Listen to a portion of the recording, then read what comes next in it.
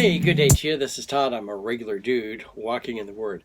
Hey, we have another exciting episode here. We are talking about training up your children, and you're going like, we talked about that yesterday. We're actually doing 2 episodes on 1 verse. And this is taken from Ephesians chapter 6, verse 4. And in the NIV, it says this: Fathers, do not exasperate your children. Instead, bring them up in the training and instruction of the Lord. Okay?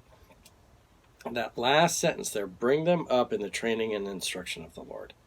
Okay, and I said the Living Bible makes it a little more clear. So let me read it from the Living Bible, and it says, "And now a word to you parents.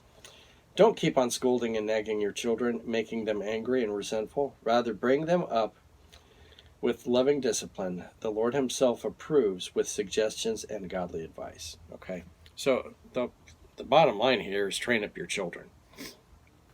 The commentary that I'd like to use a lot when we're going through Ephesians here is the Ephesians commentary written by Leroy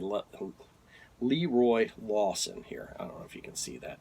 But anyway, he had some good points here on being a good father. This applies to mothers too. Okay, remember when they were writing the Old Testament, they would say fathers but it meant, like mankind. But it is talking more about the fathers here, because the fathers are more the ones that are called to discipline their children. All right, but there's several things here that he had written here that I thought I'd go over with you today.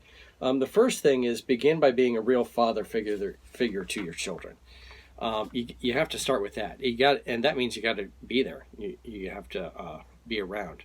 So many problems today that we have with our society ultimately are traced back because there's no father figure in the home. Okay, the father has been there to give birth to the child, and then it has disappeared, and then problems happen after that. So you need to be there. You need to be present. Okay. The second thing is this: let your love show. The children need to see your love being shown to them. It's easy for us to find, it's easy for me to find something wrong all the time, but I need to also look for the positive and then show my love to my children. Okay? The third thing is this: don't be afraid to discipline. We talked about this yesterday when we were talking about Eli and his 2 sons in the book of 1 Samuel. And Eli, he just talked to his boys, but he never brought any discipline to his boys, and it ended up being a big disaster with that whole thing. But you need to not be afraid to discipline your child. We're called to discipline our children. Okay. The fourth thing is devote yourself to your children's development.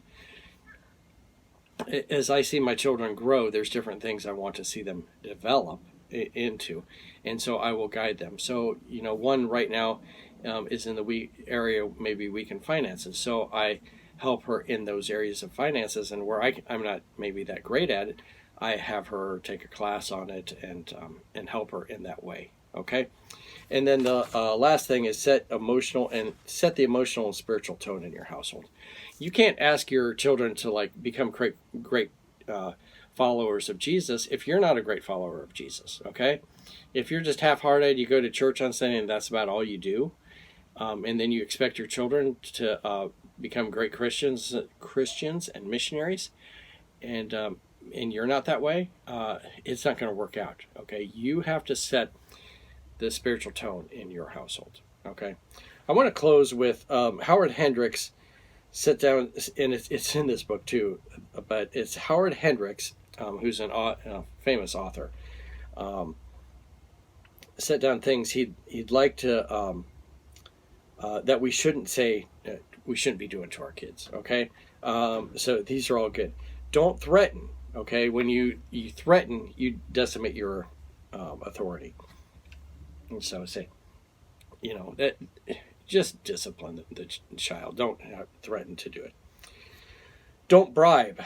Bargaining usually makes you the loser. Okay, we're not in a negotiation thing. We're parents. We're called to bring discipline and guidance to our children, not become a great negotiator. Okay, or bribe. Don't lose your temper. And this is a clear demonstration of lack of control. When you are angry, it's not the proper time to discipline your child. Wait until you calm down and then discipline that child. But stuff shouldn't be done out of anger. All right? So watch your temper. Don't refuse to explain. They'll go elsewhere and you'll be on the outside. So when a child comes to you asking, to explain something, you should be the one to explain it to them. Don't use sarcasm or embarrassment. That's the fastest way to demolish a relationship. Okay, especially doing that in public, to embarrass the child in public like that. Bring them aside and then bring correction there. Okay, and then don't dash their dreams. It's your ticket into the generation gap. Okay, they have dreams. Help them along with those dreams. If they have goals and stuff they'd like to do, help them along with that. Don't smash it and say, "What? You're an idiot. Why would you want to do something like that?" Help them along and you can steer them in the way to go. Okay, you can see that what they might want to do might be an instant failure, but you can guide them along in that and help them along the way. All right. And these words can be summed up into 2 sentences. Let me read those 2 sentences. Let your children know you're the Father. Let your children know your Father. Okay, I'll reread that. Let your children know you're the Father. Let your children know your Father. Thanks for watching. I'm a regular dude walking in the Word, and I look forward to seeing you tomorrow as we continue our journey through Ephesians. Lord's blessing. I'll see you then.